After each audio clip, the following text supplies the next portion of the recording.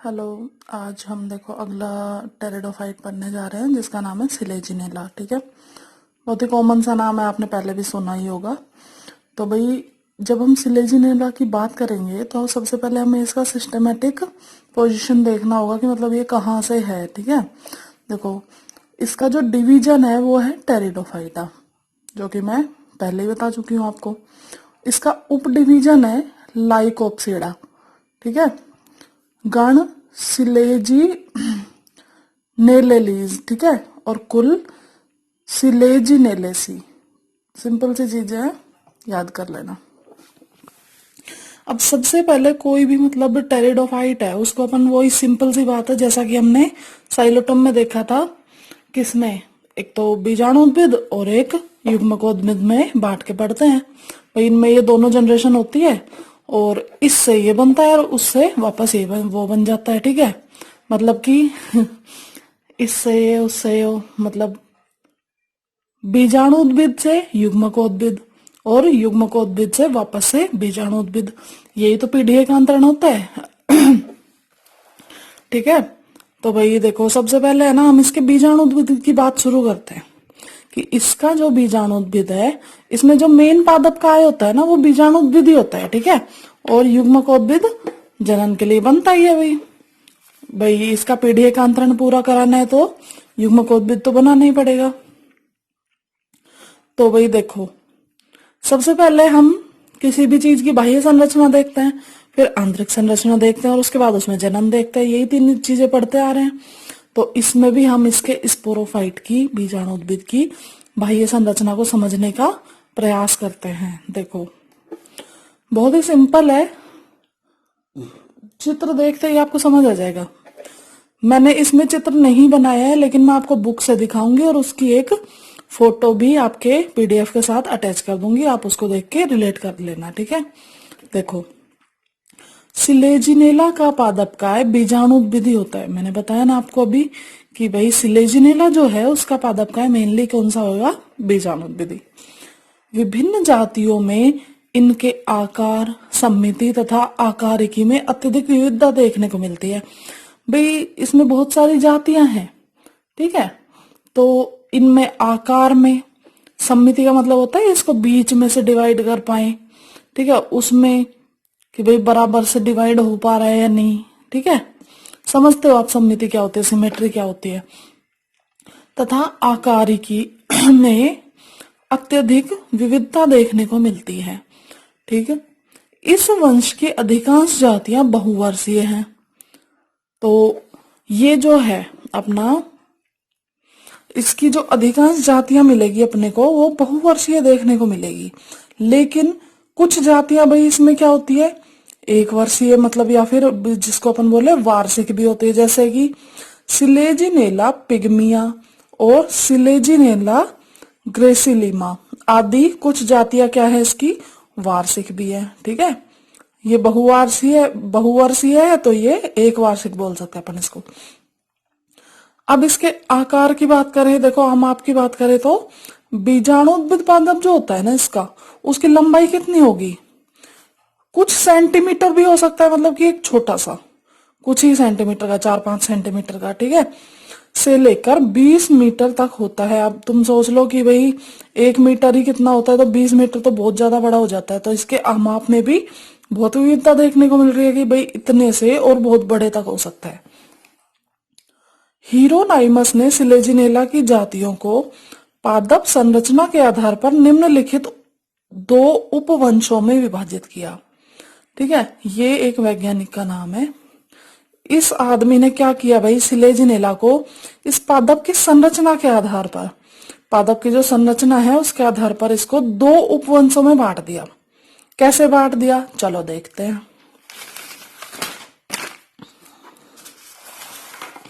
देखिए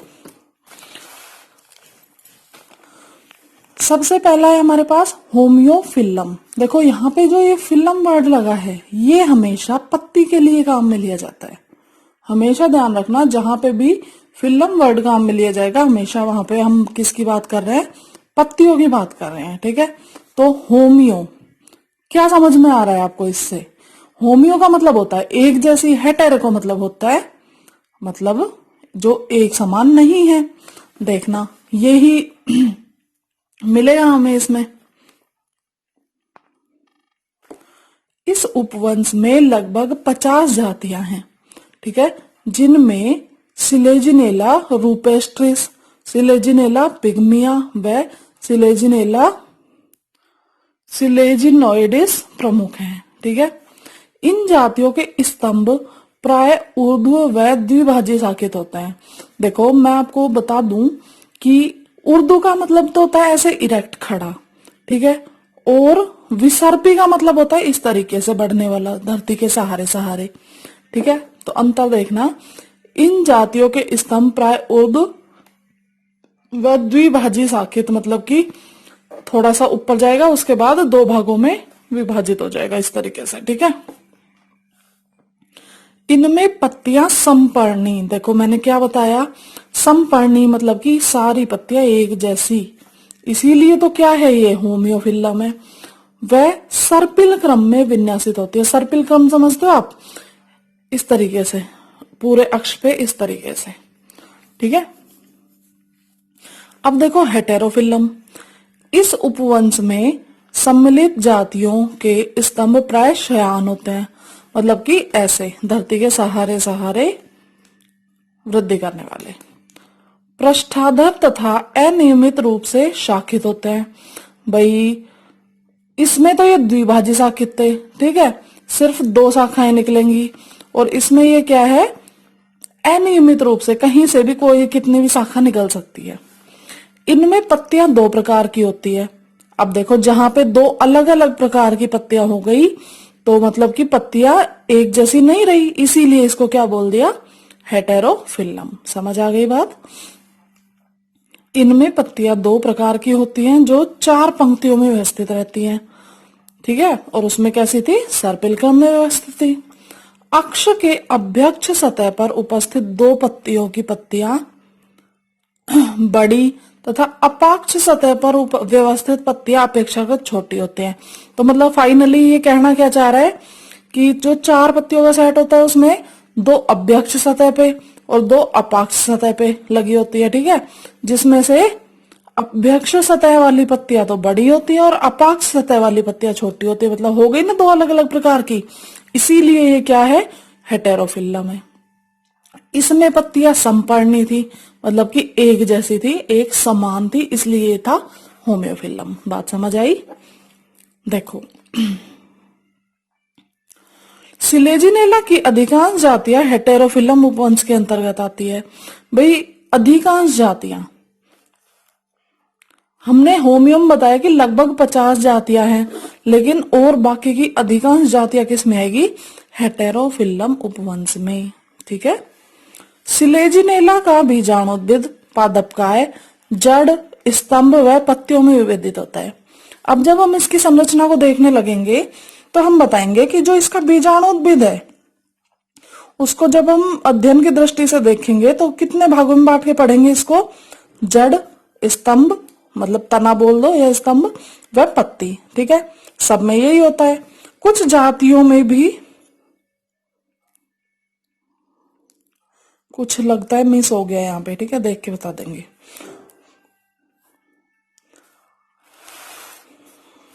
दरअसल यहाँ पे आई थिंक राइजोफोर होगा ना, कुछ जातियों में राइजोफोर भी पाया जाता है। जड़ देखो, सिलेजिनेला की प्राथमिक जड़ें अल्पकालिक होती है। भाई इसमें जो सबसे पहले जड़ों का निर्माण होगा ना, वो वाली जड़ें अल्पकालिक होंगी, मतलब कि कुछ ही समय में नष्ट हो जाएंगी, ठीक है, तथा वयस्क पौधे में ये अपस्थानिक जड़ों द्वारा प्रतिस्थापित हो जाती है। मतलब जैसे जैसे पौधा वो वयस्क होगा, बड़ा होगा, तो ये अल्पकालिक जड़ें थी ये तो नष्ट हो गई, तो इसके जगह पे फिर क्या आ जाएंगी, अपस्थानिक जड़ें, ठीक है। अपस्थानिक जड़ों का विकास विभिन्न जातियों में अलग अलग स्थानों से होता है। भाई अलग अलग जाति में अलग अलग स्थान से ये अपस्थानिक जड़ें निकल सकती है। दरअसल अपस्थानिक जड़ें होती ही क्या है, जो मूल के मतलब अलावा किसी और जगह से मतलब जहां से एक मूल का ओरिजिन होता है ना, उसके अलावा अगर वो पौधे के किसी और भाग से बने तो उन्हीं को तो अपन अपस्थानिक जड़ें बोलते हैं। तो ये जो असली जड़ थी ये तो क्या हो गई, नष्ट हो गई। तो इसके बाद में कोई दूसरी बनी है, इसीलिए इसको अपस्थानिक बोल रहे हैं। दूसरी बात, अब अलग अलग स्थान से भाई कहीं से भी ये जड़ निकल सकती है। जैसे कि कुछ जातियों में जड़ें स्तंभ के द्विभाजन बिंदु से विकसित होती है, मतलब कि जो अपना तना है उसका जो द्विभाजन बिंदु जहां से वो दो भागों में बट रहा है वहां से स्टार्ट हो जाएंगी, तथा कुछ जातियों में जड़ें स्तंभ के किसी भी बिंदु से मतलब कहीं से भी निकल सकती है। अब भाई देखो राइजोफोर, सिलेजिनेला की कुछ जातियों में स्तंभ के द्विभाजन बिंदु से अनेक दीर्घ बेलनाकार अशाखित व पर्णहीन शाखाएं नीचे की ओर मतलब कि भूमि की ओर विकसित होती है, जिन्हें राइजोफोर कहते हैं। समझ आया? जो सिलेजिनेला की कुछ जातियां होती हैं उनमें क्या होगा, स्तंभ के द्विभाजन बिंदु से, जहां से स्तंभ दो भागों में विभाजित हो रहा है उस बिंदु से अनेक मतलब बहुत सारी, दीर्घ मतलब बड़ी, बेलनाकार, अशाखित जिनमें कोई शाखा नहीं है मतलब सीधी सीधी, व पर्णहीन इन पे कोई पत्तियां भी नहीं है, शाखाएं नीचे की ओर निकलती हैं, इनको क्या बोलते हैं अपन, राइजोफोर। ठीक है।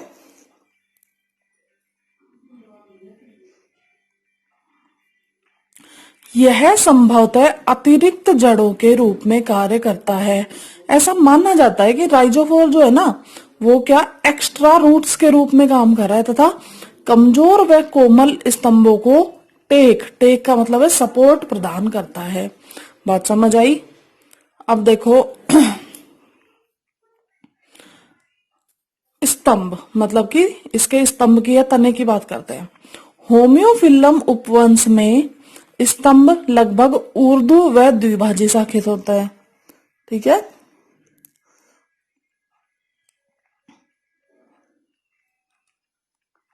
और हेटेरोफिलम उपवंश में यह श्यान अथवा उप ऊर्ध्व तथा प्राय पार्श्व शाखित होता है। ठीक है। होम्योफिलम में तो क्या होगा, द्विभाजी शाखित होगा लेकिन ऊर्ध्व ऊपर की तरफ वृद्धि करने वाला। और हेटेरोफिलम में क्या होगा, यह श्यान मतलब कि धरती के सारे सहारे वृद्धि करने वाला, अथवा उप ऊर्ध्व थोड़ा सा ऊपर चलेगा फिर साइड में वृद्धि करेगा, तथा प्राय पार्श्व शाखित होता है। चित्र दिखाती हूँ आपको आसानी से समझ आ जाएगा।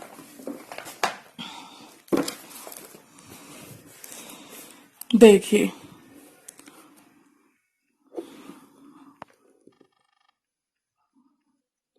ये तो है अपना शान। ठीक है। इसमें देखो शाखन कहीं से भी हो जा रहा है। ठीक है। और ये है अपना ऊर्ध्व, देखो ये ऊपर की तरफ बढ़ रहा है, ये रूट्स है। ठीक है। ये ऊपर की तरफ बढ़ रहा है और ये दो भागों में विभाजित हो गया। सिर्फ दो ही शाखाएं निकली इसमें से, आगे जाके ये कितने में भी विभाजित होगा। अब यहाँ से दो हो गई, देखो ये दो हो गई, अब ये फिर यहां से ये दो हो जाएंगी, है ना। और मैंने बताया था ना आपको, देखो राइजोफोर, ये राइजोफोर निकला हुआ है। पहली बात तो ये क्या है, भूमि की ओर जा रहा है। दूसरी बात, इस पे कोई पत्तियां नहीं है। ठीक है। दीर्घ है, लंबा है, बेलनाकार है। ठीक है, समझ आ गई। अब आप इस चित्र से रिलेट कर लेना। तो भाई इस चित्र की मैं फोटो लेके और उसके साथ नोट्स के साथ आपके डाल दूंगी, और आप चाहो तो इसको जहां पे भी आपको सुटेबल लगे जगह वहां पे समझने के तौर पे बना लेना। ठीक है। तो आपको आगे जब आप नोट्स पढ़ोगे तो समझने में आसानी रहेगी, और ना बाद में फिर ढूंढते रहोगे। ठीक है।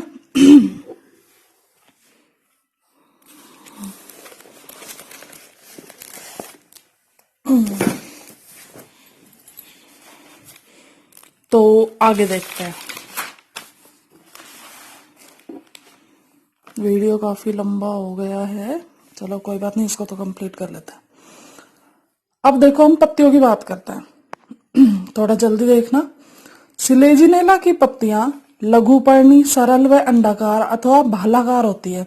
भाई इसमें जो पत्तियां है वो कैसी मिलेंगी हमें, लघुपर्णी मतलब छोटी छोटी पत्तियां होंगी, और अंडाकार हो सकती है या फिर भालाकार, भाला जैसा होता है भाई वैसी।